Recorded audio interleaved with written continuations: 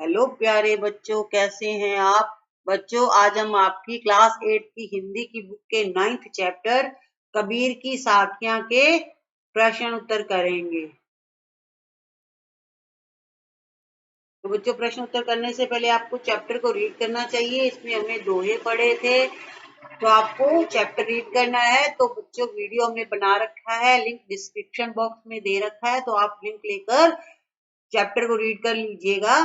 तो आज हम करेंगे कबीर की साखियां के क्वेश्चन आंसर बच्चों। तो ये कबीर की साखियां कबीर जी ने लिखी हुई है, इसलिए इसके रचयिता भी कबीर जी हैं। तो पहला प्रश्न है बच्चों बुक का, तलवार का महत्व होता है मयान का नहीं, उक्त उदाहरण से कबीर क्या कहना चाहते हैं, स्पष्ट कीजिए। उत्तर है तलवार का महत्व होता है मयान का नहीं।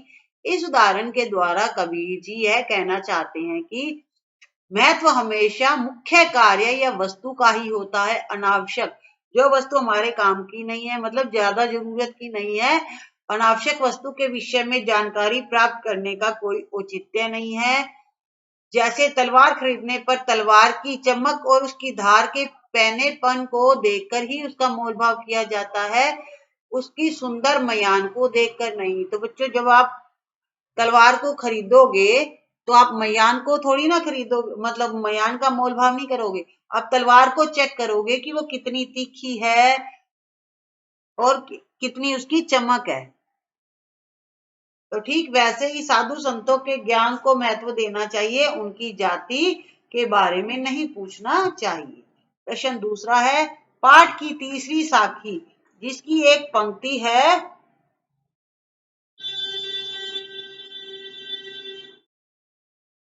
इसकी एक पंक्ति है, मनुआ तो दऊ दिसी फिरे, यह तो सिमरन नाही के द्वारा कबीर क्या कहना चाहते हैं।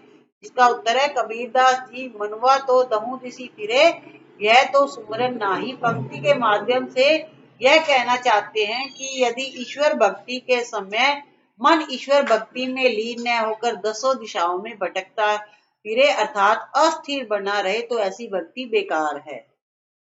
प्रश्न तीसरा है, कबीर घास की निंदा करने से क्यों मना करते हैं, पढ़े हुए दोहे के आधार पर स्पष्ट कीजिए। उत्तर है कबीर ने दोहे में पैरों के नीचे रौंदी जाने वाली घास के बारे में बताया है कि हमें कभी भी उस रौंदी जाने वाली घास को कमजोर नहीं समझना चाहिए, क्योंकि यदि उस घास का छोटा सा भी तिनका उड़कर हमारी आंख में पड़ जाए तो आंख में किरकिरी कर देता है और बेचैनी ला देता है। इसके माध्यम से उन्होंने बताया है कि समाज में रहने वाले छोटे से छोटे अर्थात कमजोर व्यक्ति को भी हमें निर्बल मानकर सताना या दबाना नहीं चाहिए, क्योंकि समय आने पर वह भी शक्ति प्राप्त कर हम पर आघात कर सकता है, हमें चोट पहुंचा सकता है। तो हमें किसी को कम नहीं आंकना चाहिए, चाहे वो छोटा है चाहे वो बड़ा है।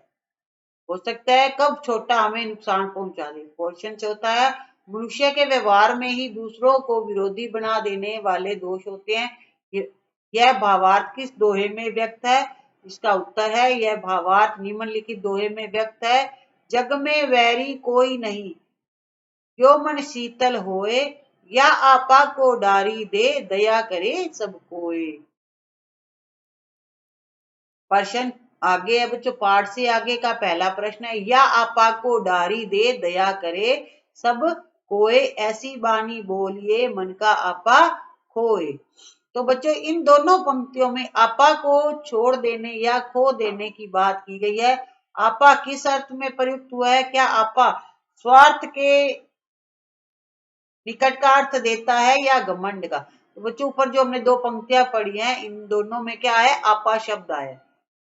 तो इसका उत्तर है यहाँ आपा शब्द का प्रयोग घमंड अर्थात अहंकार के लिए प्रयुक्त हुआ है। पहली पंक्ति में कबीर का कहना है कि मनुष्य को अपने स्वभाव से घमंड अर्थात अहंकार को त्याग देना चाहिए ताकि सभी उसके प्रति कृपा का भाव रख सकें।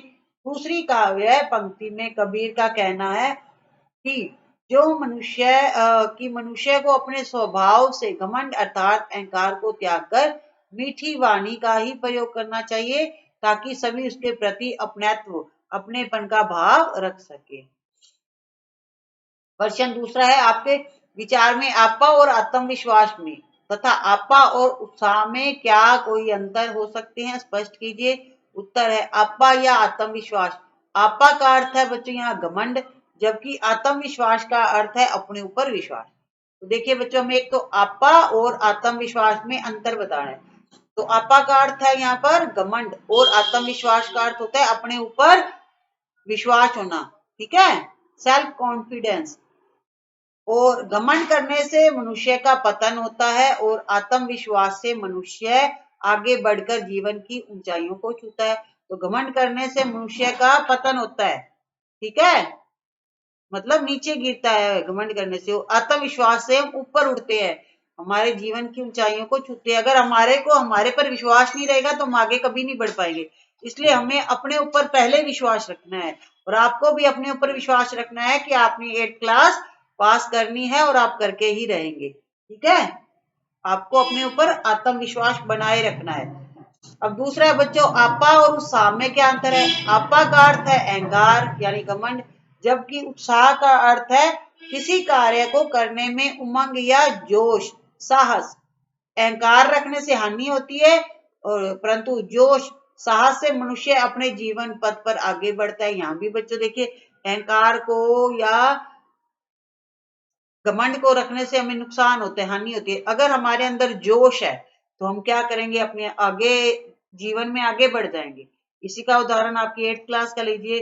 अगर आप अहंकार करेंगे तो पीछे रह जाएंगे, नुकसान होगा। अगर आप में जोश है, आप में जोश है कि मैंने 8th क्लास पास करनी है, पूरे सब्जेक्ट मैंने कंप्लीट करने हैं, सबको लर्न करना है, आपको अपने ऊपर जोश रखना है, साहस रखना है, तो आप 8th क्लास पास कर ही लोगे। कोई नहीं रोक सकता आपको बच्चों इस 8th क्लास को पास करने से, ठीक है। तो आपको क्या करना है, अच्छी चीजें अपनानी है, बुरी चीजें नहीं अपनानी है। प्रश्न तीसरा है, सभी मनुष्य एक ही प्रकार से देखते सुनते हैं पर एक समान विचार नहीं रखते। देखते तो सब एक जैसे ही हैं बच्चों, सुनते भी हैं, लेकिन सबके जो विचार होते हैं वो अलग अलग होते हैं। सभी अपनी अपनी मनोवृत्तियों के अनुसार कार्य करते हैं, अपने मन के अनुसार कार्य करते हैं। पाठ में आई कबीर की किस साखी से उपयुक्त पंक्तियों के भाव मिलते हैं। एक समान होने के लिए आवश्यक क्या है, लिखिए। उत्तर है, कबीर द्वारा रचित निम्नलिखित साखी समाज में सभी को समान मानने का उपदेश देती है। तो बच्चों ये दोहा है नीचे, माला तो कर में फिरे, जीभ फिरे मुख माही। माला तो हमारे हाथ में फिरती है, जीभ हमारे मुंह में फिरती है।